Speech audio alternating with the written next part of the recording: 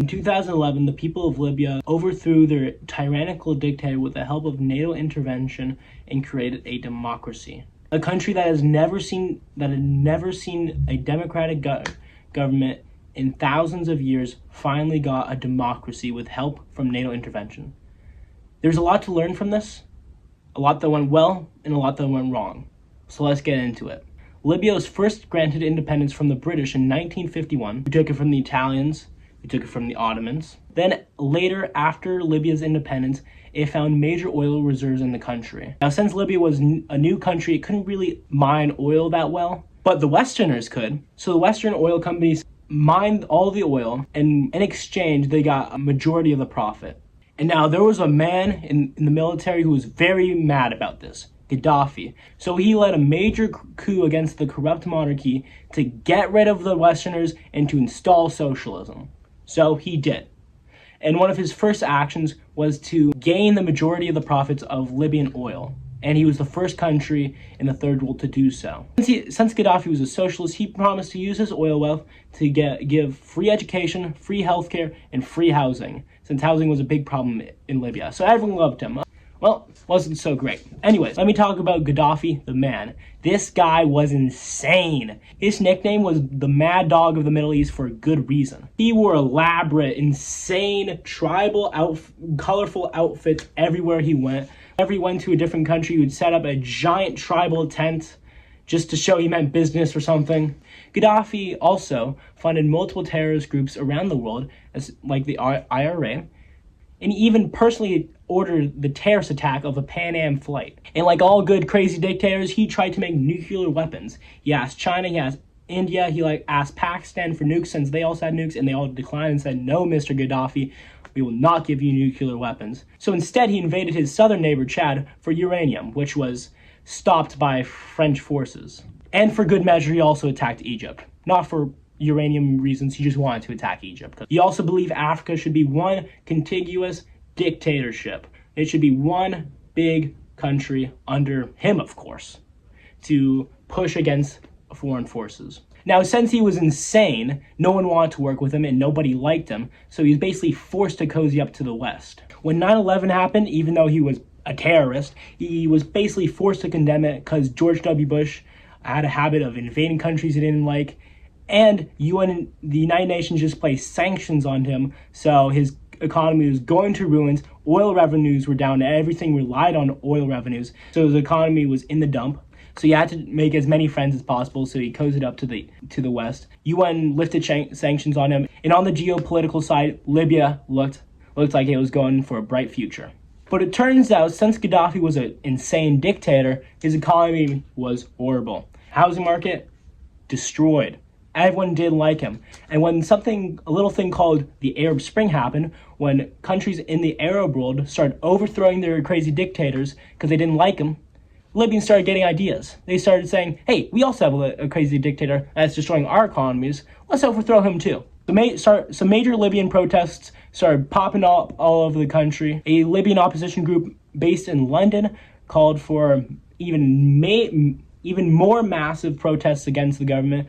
But before their deadline for these mass protests, a human rights lawyer was arrested. So the mass protests happened before the Libyan opposition told them to. And then, basically the start of the Libyan civil war, the Libyan army opened fire on protesters, killing 230. Now everyone wants to overthrow the government because they just killed 230 protesters. And now, major parts of the army starts defecting to protesters, and even the interior minister of Gaddafi, a major ally of Gaddafi, told Gaddafi not to send troops over to the little uprising happening, and then he defected to the uprising, basically sabotaging. And all major cities have been taken over by protesters. The entire eastern half of Libya has been taken over by protesters. But Gaddafi has one more trick up his sleeve, his army. His army is still strong. Most of it has not defected, even though major parts did. And he started crushing rebellions everywhere. All of the three major cities that were taken by the protesters were brutally crushed. And it looked like Libya would never be a democracy. And during all this, the National Transitional Council was formed as the political wing, aka the governing wing. And then, countries around the world said, you know what we should do? We should intervene in this. bunch of countries started talking about this. UN sanctions were put on Gaddafi again because of his crackdown on the uprisings. And then the Arab League, the organization of all the Arab countries, called for intervention. Even Bashar al-Assad, the crazy Syrian dictator, called for foreign intervention in Libya. So then the UN votes on it. So then Gaddafi, like the insane dictator he is, gives a massive speech on how he's going to slaughter the uprisings, he's going to show no mercy, and you better not think of joining the uprising. So then the UN's like, oh, he's going to commit genocide. That's what every person who commits genocide sounds like. So they vote for intervention, and then the next day, on March 19th, when this video was supposed to come out, a NATO-led coalition of countries intervened against the Gaddafi regime in favor of the protests to stop a genocide. Now, according to the UN mandate against Libya, basically saying, hey, everyone, go bomb Libya, it said you could not put foreign troops in Libya. So instead, the NATO-led coalition armed and helped and trained the Libyan uprisers, and they put a no-fly zone over Libya, aka saying that no Gaddafi airplanes or helicopters could fly there. And they achieved this in 9 days because Gaddafi's air force was terrible. This led to a major rebel offensive. They took the capital, they took back all their land, and they had Gaddafi fleeing to his hometown, Sirte. And when Sirte was mostly taken up by the rebels, he tried to flee somewhere else, we don't know. And then his convoy, the truck he was escaping in, got hit by a NATO missile. Wasn't supposed to hit Gaddafi, but it did. And then a bunch of rebels found Gaddafi, took him, tortured him, and killed him. And then Libya was free. So after the Libyan civil war, Libya was a democracy. And then a couple years later, it dissolved into civil war again. Let me tell you how that happened. So shortly after the revolution, the National Transitional Council held elections, free, fair elections. And in these elections, the Islamists, aka the guys who wanted Islamic rule over Libya, they lost. And it turns out this Libyan revolution was not a unified front. It was very scattered. It was a loose coalition of people who wanted to get rid of Gaddafi, Islamists, democracy lovers, terrorists. They all wanted to get rid of Gaddafi, but when they did, they all kind of dissolved. Multiple militias and armies kind of started doing their own thing. So then the Libyan government had to rile them up, give them paychecks, and add them to the army. And then the Islamists and the terrorists started bombing stuff. They started to go all wild since the government didn't really have that much control over them. And then it came to a pinpoint when they bombed a U.S. consulate in Benghazi and killed the ambassador. This showed that the Libyan government did not have a lot of authority over its militias and its Islamist problem. So they said, all right, we're going to crack down on this. And they went to every non-government funded militia and said, you're going to disband or else.